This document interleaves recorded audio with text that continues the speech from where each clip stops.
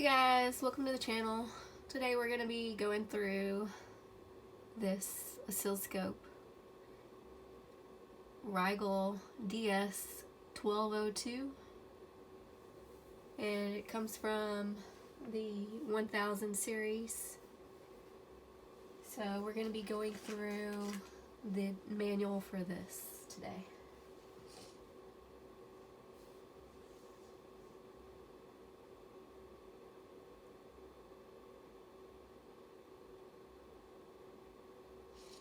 So the first step, it says on the quick start guide of the manual, is to connect your probe. I've already got my probe connected. It's the standard probe that came with it.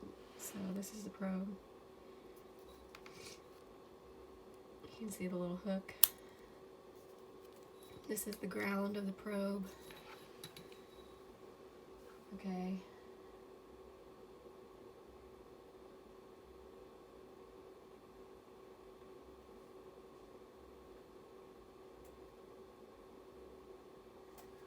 It says connect the B and C terminal of the probe to an analog channel input terminal of the oscilloscope on the front panel, which you see I've got it connected on this one.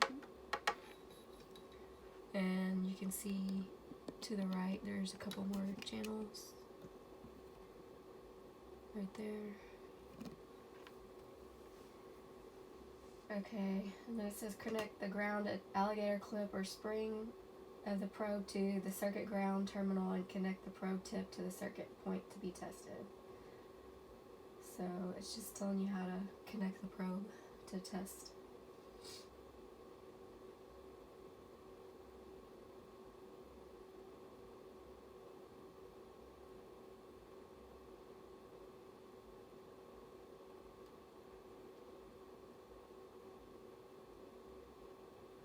Okay, the next part of the quick start guide is function inspection.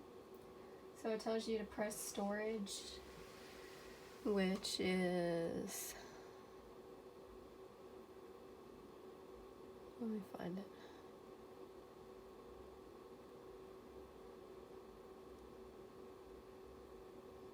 Right here.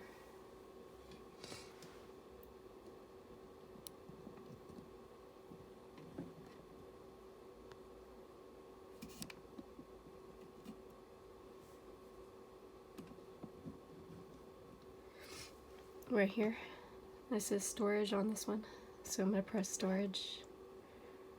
And then the scroll bar popped up, which you're still out of frame, sorry. Okay, so the scroll bar pops up.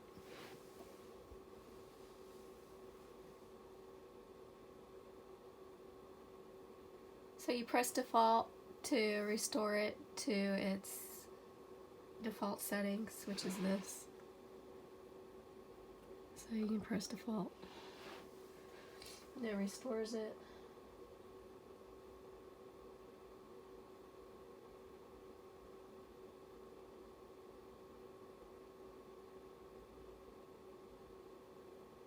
So next it says connect the ground alligator clip of the probe to the ground terminal as shown in the figure below.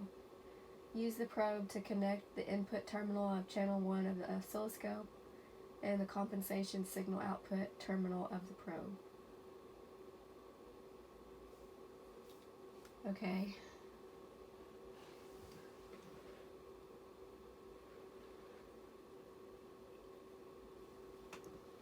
And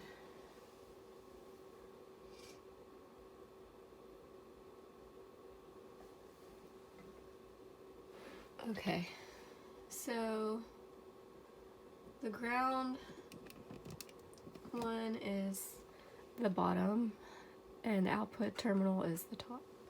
So I'm going to connect my ground, this one, to the bottom and the output to the top, and just leave them there.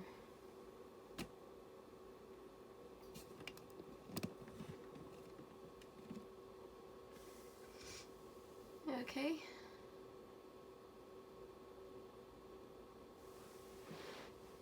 It says Set the attenuation of the probe to 10 times. And then press auto.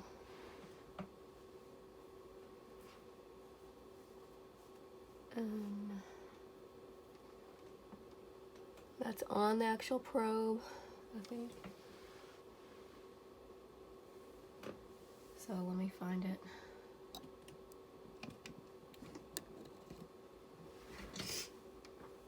Okay, it's slid forward to 10 times. So it's a little button on your probe. You slide it forward to the 10 times.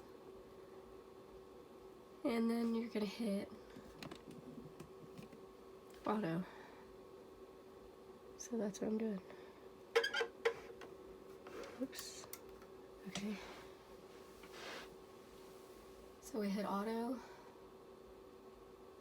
And that brings up the square waveform. Observe the waveform on the display. In normal condition, the square waveform as shown in the figure below should be displayed. And the waveform in the manual is what matches the screen you're seeing right now.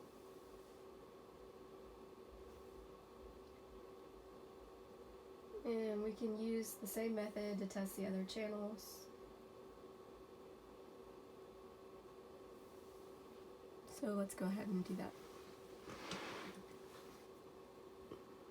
So I'm going to unhook the output and then unhook the ground, and we're going to move to the second channel.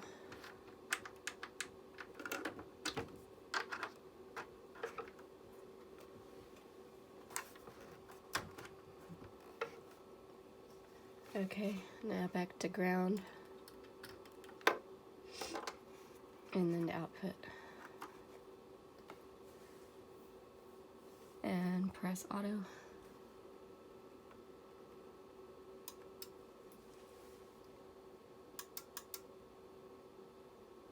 Okay, now we see the waveform. Okay, we're moving over to channel 3. Oh no, that's it. But we can check the last one. I don't think we'll need it. I don't think we do this last one. Let me see. No, we just do the first two. That's for external signals. Okay, back to channel 1. Oops, sorry.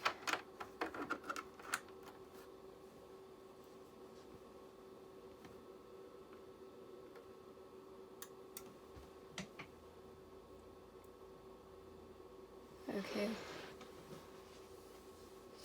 Next up, we have probe compensation. Ours looks good. So I'm not going to go through that. If you don't see a square right here, if your peak on the left is like really high, then you need to adjust your probe. But mine's really good, so I'm not going to go through that.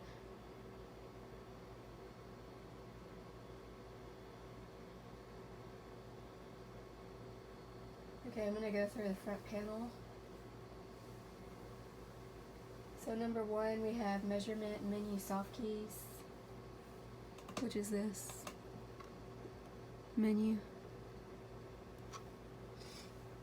Number 2, you have the LCD, which is obvious, this LCD. Number 3, you have function menu soft keys, which is this scroll bar, and this scrolls up. And then you have number 4, multifunction knob, which is this.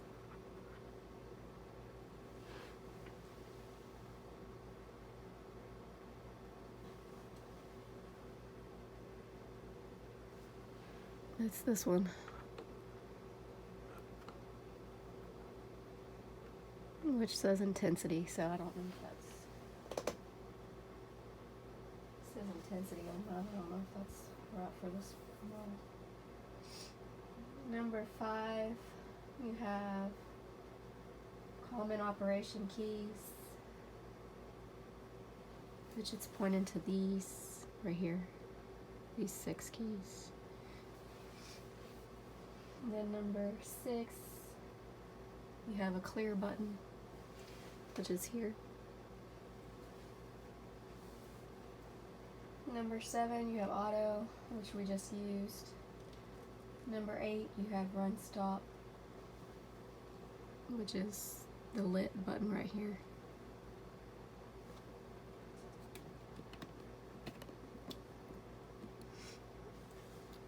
Run stop.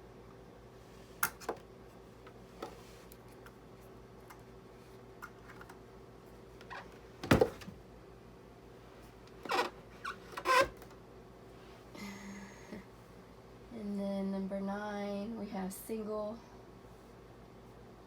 which is right here.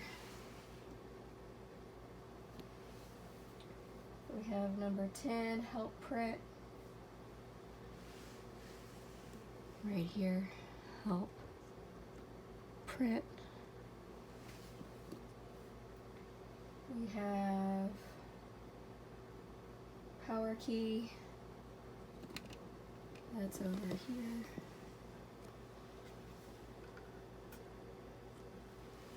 We have the USB host interface, USB. Number 13, analog channel input area. And that's this, your channel inputs. Number 14, vertical control area. So that's going to be this knob. So you can see we just changed it by using that vertical control.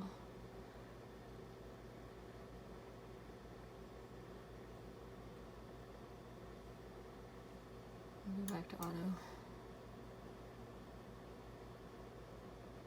Okay. Number 15, horizontal control area, which is right next to the vertical, so vertical, horizontal.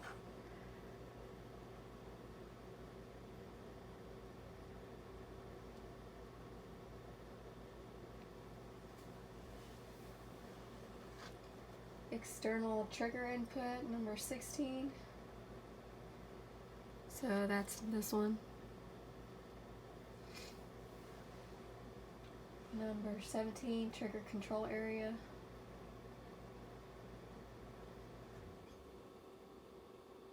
Which is these buttons. Force menu, all these. Okay. Number 18, probe compensation signal, output terminal, ground terminal. And that's what we hooked up to right here, these 2 metal ones. These little 2 metal clips right here. Okay.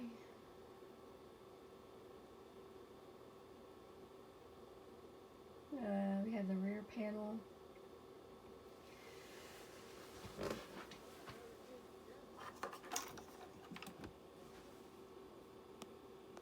Okay, so this is the rear panel. You've got the handle, which is sticking up. You can see it. It's right there. And then we have the LAN, which is right here.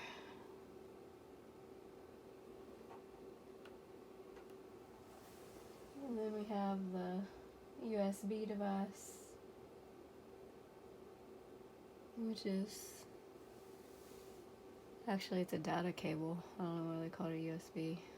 That would be called a data cable, but it'd be a data cable that is on one end and then a USB on the other. So, and it's right above the LAN. Okay, and then We have number 4, trigger out and pass fail. The oscilloscope can output a signal that can reflect the current capture rate of oscilloscope at each trigger via this interface. Connect the signal to a waveform display device and measure the frequency of the signal. The measurement result is the same with the current capture rate.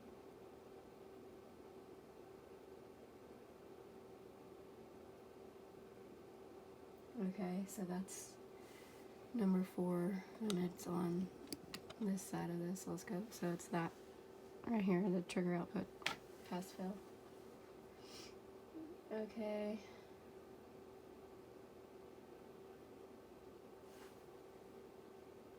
Next up, the oscilloscope has a lock hole, so you can use it to lock the device. You have to purchase it, it's an accessory, and that's here. And last up we have the fuse and the power cord, so those kind of go hand in hand. If you have to do a fuse replacement, it's right here underneath the power cord. So that's all for the rear panel.